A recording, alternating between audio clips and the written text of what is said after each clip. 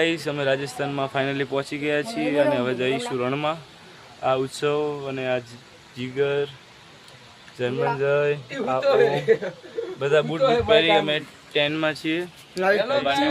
રાજસ્થાન જોઈ રહ્યા છો, અમે ટ્રેનની અંદર પહોંચી ગયા છીએ. અને સાહેબ ચાલો કહેવા માંગશો સાહેબ? કશું કહેવા માંગતા નથી? બસ હવે અહીંયાથી નીકળી રહ્યા છીએ ગાઈઝ. અહીંયા અમે રાજસ્થાનના રણમાં છીએ. ઊંટની સવારી આ ગાડીમાં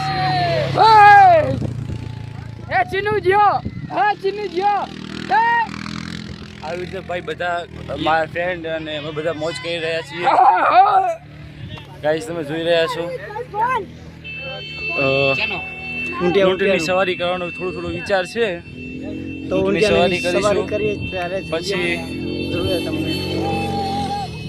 ઓકે ગાઈઝ, બાય. મારા બ્લોગ સાથે જોડાયેલો. હજી અમે ટેકને જશું, પછી રાતનો કોઈ પ્રોગ્રામ હશે તો અમે તમને વરે લાઈવ થઈ બતાવીશું. Okay guys, by. સફારી હવે પૂરી થઈ ગઈ છે, તમે જોઈ રહ્યા છો. હજી અડધી ગાડી આવી રહી છે.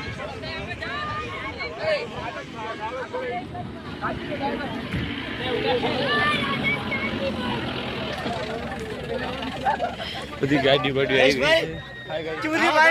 બહુ મજા આવી ગઈ. અને અમે લાસ્ટમાં હતા અને રણ સફારીમાં પહેલા આવ્યા છીએ. યસ. અને આ બધા અને આ ઊંટ એ છે. અમે ગાડીઓ પણ છે રણની અંદર.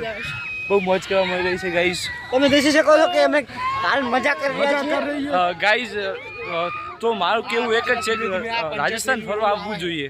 લાઈફની અંદર એકવાર તો આવવું જોઈએ જેસલમેર. ગાઈઝ હવે જોઈ રહ્યા છો બીજા ફ્રેન્ડ્સ મળીને કોઈ ગાડીનું ડિસ્કસ કરી રહ્યા છે. તો આપણે હમણાં થોડી વાર ગાડીની સફારી કરીશું, ત્યારે હું ઘરે બ્લોગ ચાલુ કરી શકો છો. આ એક રણ સફારી પણ ધૂળ સફારી કહેવાય. શું કહેવાય ગાઈઝ? ધૂળ સફારી. આ તો વિડિયો ભરવાના છે. આ જો હોસ્પિટલ થઈ ગઈ છે. આ બધું બંધ થઈ ગયું છે. કોઈ દેખાતું નહીં. રણ સફારીનું કઈ ધૂળ સફારી ફેરવે છે. ધૂળ ને બાવળી જાય છે. આ જો બાવળી જાય છે નથી આકડા થઈ જાય. ધૂળ સફારી કરાવી દીધી. પોરા બોલાઈ ગયા. સફાઈ ચાલી રહી છે.